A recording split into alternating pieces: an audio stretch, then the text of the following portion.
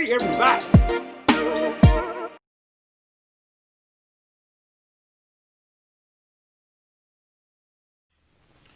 What's up, everybody? It's your boy Donnie G, and I have a lot of opinions to talk about today. I'm gonna go ahead and get into it.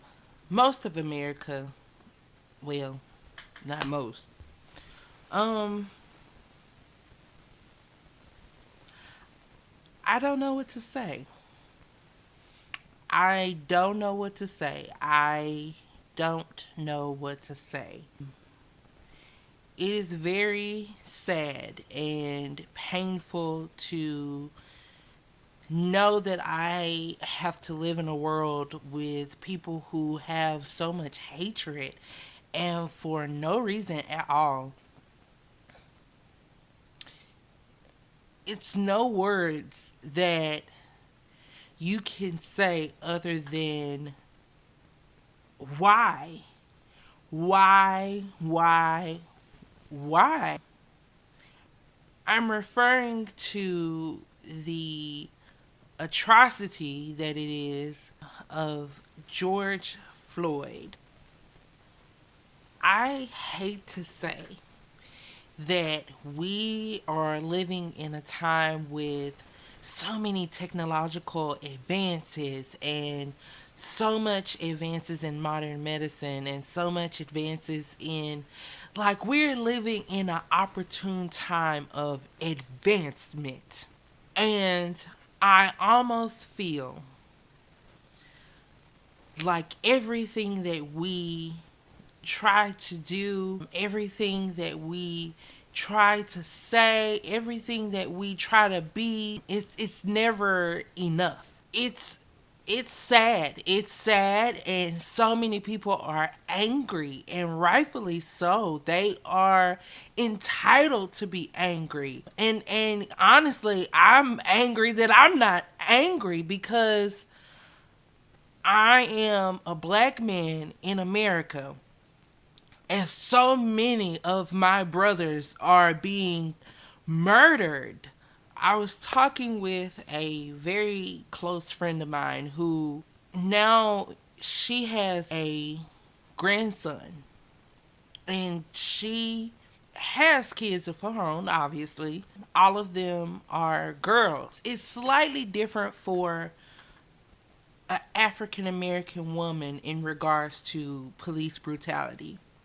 Slightly different. Not to say that it does not happen, it does happen. But now she has a grandson, and now having the grandson, like, just hearing her story and how she feels and how angry it makes her.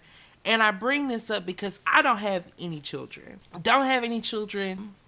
Out of all of the 23 years that I have been here on this earth, I have never personally experienced direct racism. And although my whole life I have been taught my culture and all of the things that we have gone through to get to where we are today, I have never, thank God that I've never experienced direct racism. But for me not having kids and not knowing what direct racism feels like, listening to her helped me to realize that I don't necessarily have to go through direct racism to acknowledge the wrong here. It's wrong. There's no other way to put this, and it's shameful, extremely shameful how these people are allowed to be let go. There's no punishment, there's no consequence. The man is fired. All of the police officers that are involved are fired, but that's not enough. There's nothing that I can say to express how dark and how ugly and how wrong this is. And I think needs, like, not even I think, like, it's a proven fact that something needs to change. I watched a video on Facebook, and I am going to put the link down below so you guys can watch this video. But she did, I think, a Facebook Live, and she's white.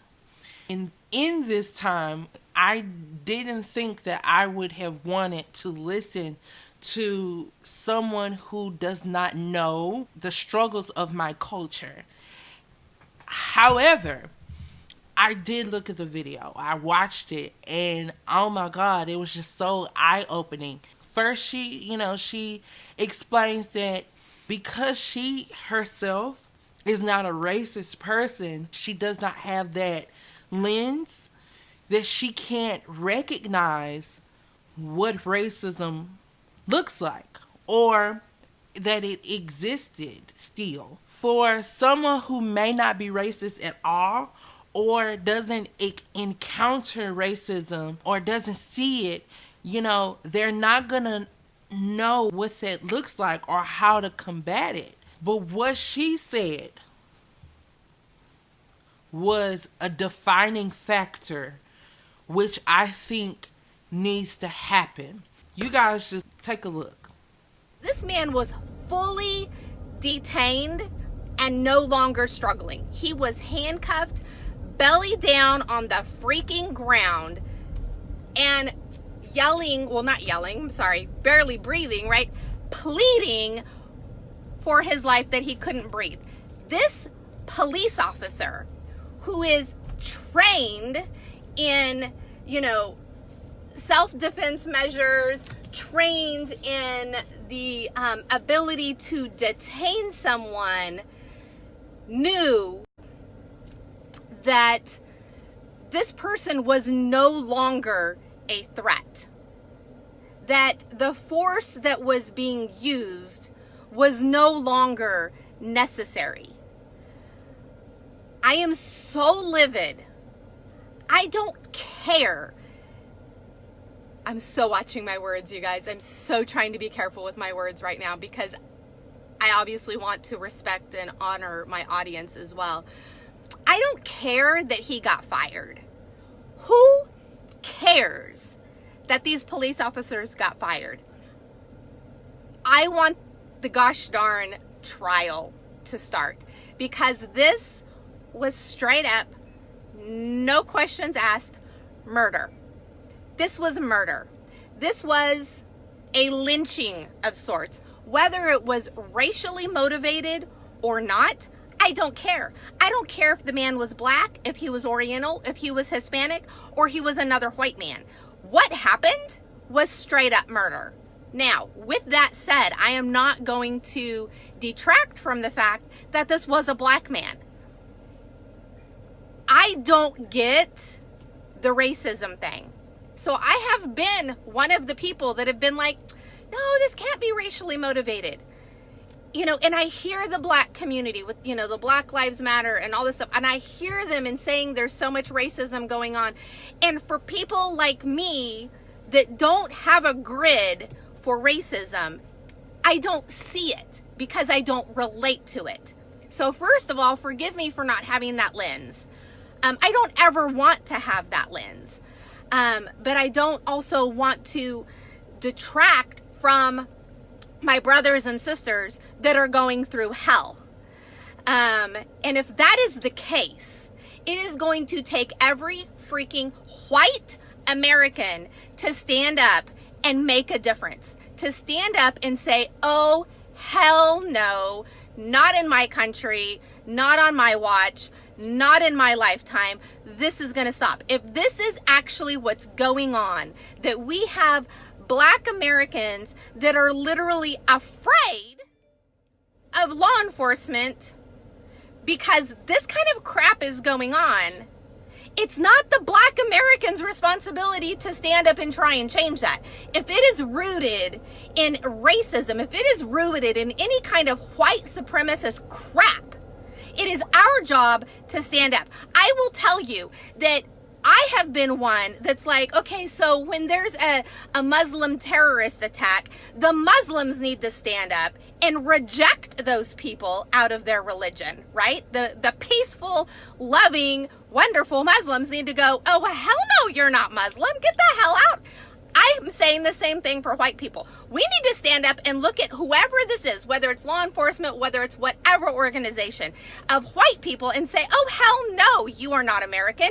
Oh, hell no, you don't embody what we stand for. And oh, hell no, you're not welcome in this country, as far as I'm concerned. What we need to realize is that it's not just white people that are racist.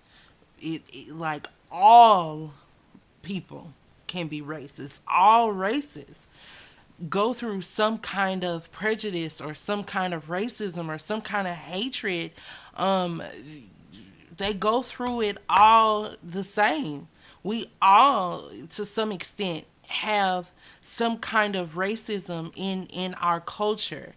And this is just an atrocious thing that we're not realizing, spiritually, is that we don't fight against the flesh and blood. We fight against of principalities, strongholds, and powers of this world. And we need to call a thing as so that it is. And there's going to be more that we have to do. To some extent, I agree with her.